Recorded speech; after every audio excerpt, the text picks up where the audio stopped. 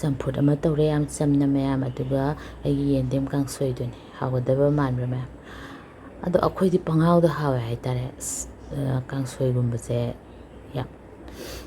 अखोइगी चाबा याबा कांगसोइगी पोसे इले तमनि येंदेम सेबोर अइन चाइजे कारोट खादबी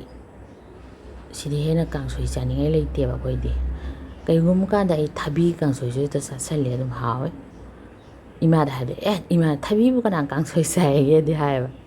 दिस अइदि दम चाइ थोंबसु यावे थाबीसे अदुगा सिगी कांगो हजिकी लपोय असंगबागा बादामगागी कांगौदो हाउदो मानब्रासे सेम हावबनि मैम ट्राई तौबियो इसागी मयुमदा पालादि अखोइगी संगिङाइदा को नत्रगना बाजारदगी अखोइगी सब्जीगी लफोय तोंगान अम थोपने याम चावबदो अदु लेरगा तौबियो लफोइगी रेसिपी याम लेदा मतंग सिदि यong लोइन लोइरे अदुगा खितंग मोरोक सानबा इना नहामु उ मोरोक कोई मसाला याउदना सेमगिबा मोरोक उ मोरोक की अचार याम हावे हाबदो अदुइदो अखोइ लिकली अमा लोइग्रे सि लिकली सिदा उंगाइसले सि खितंग थेंगदि अदुम यारे